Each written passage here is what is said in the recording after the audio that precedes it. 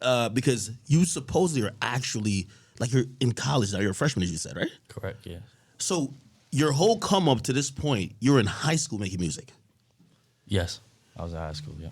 Okay, so tell me how you got into music. Like, how did you kind of grow up and how did you even get to this point? Because obviously, like, people like me, we see the viral success and you're pretty good at manipulating or working the internet to go viral a lot. But how did you get into music even in the first place? Yeah, I mean, I've always growing up in New York City, an Italian household. As far as music goes, you already know my father was blasting. Is that Pops? Yeah, it's my father. Oh, Pops is in the building. Okay. Sure. Yeah, so you already know he was blasting Frank Sinatra. And if you say you're Italian and you didn't listen to Frank Sinatra, you might get your Italian card revoked. Yeah, so that was blasting around the house. In like middle school, I was just rap battling my friends. You know, I was like 10 years old. Just Which one of these guys you rap battling? Huh? Who you was rap battling out of these guys? Any of these guys? Yeah, we rap battle sometimes. You probably smoke him, I could tell. Okay, continue. But yeah, I was just violating people in the lunchroom, in PE class, and I just liked that reaction I got out of them, and I just fell in love with it. And then it wasn't until I graduated middle school that I dropped my first song on SoundCloud and put it out. Now, if Pops is you're growing up and you're hearing Pops, playing Frank Sinatra My Way around the crib, like that's very nice, eloquent music.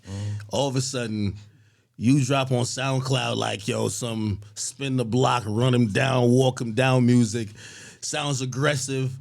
What was your Pops say at first, at least when you start releasing music, or even making that music? Yeah, I mean, it wasn't the music he listened to, but it's art, and yeah, he understood it. Really? Yeah. Yeah, that's actually dope.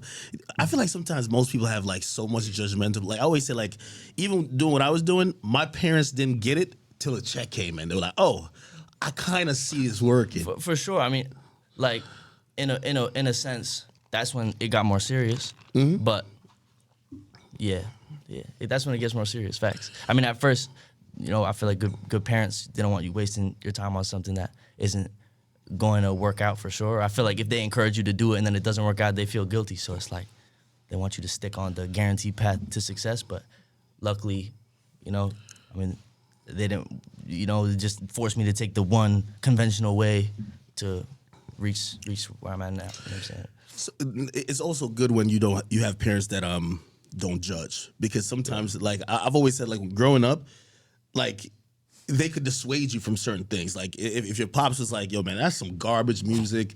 Yo, what are you doing?" Like, because they could kind of steer you away. If it's probably dope if he's open minded and be like, "Okay, maybe not what I would listen to, but it is still art, right?" Correct. Yes. And that's kind of like how it was, right? Yeah, especially for my pops. My mom was caught by surprise a little bit. Probably like, "Yo, we got to start researching some of his friends, some background checks, and see what's going on." Hey, but listen, things are falling into place and the future's bright. So you drop your first song in middle school.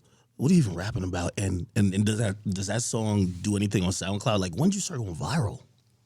I say that first song, it was called Glue. Actually, I was on my phone, and the trailer I made for it, I started resurfacing it recently. But what was I talking about? I was talking about money. I was talking about candy. I was talking about things I heard in the music I listened to. And it was more of a melodic auto-tune style, and a lot of manifesting going on in my early music that I plan to repurpose in the future, because a lot of the things I talked about are starting to come true, and it's a beautiful thing now to listen back to it. The more I found out about you, the more I was impressed. You know what I first thought? And I don't know if anybody will remember this name. This is how long it's kind of probably been. When I first seen you, I was like, this might be the Slim Jesus of New York City, like drill music. Yeah, I remember that nigga? And for me, it was like, okay, I'm wondering if what he's doing is he gonna go down the artistic route, where it's like, hey, listen, I know how to rap, but I'm creating art here, or I'm gonna, what Slim Jesus did was like, he basically was at least acting like a tough guy. You know what I mean? Which I don't think he was that talented, and it fizzled out.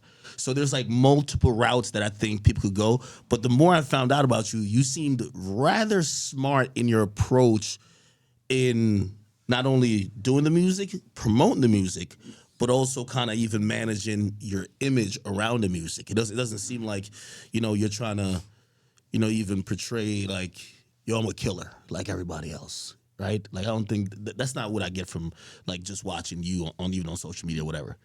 Where does that come from? I'm just me. I'm Mabu. Like I just talk about what I want to talk about and make music, and I love it. And that's just what I do, and I'll continue to do that.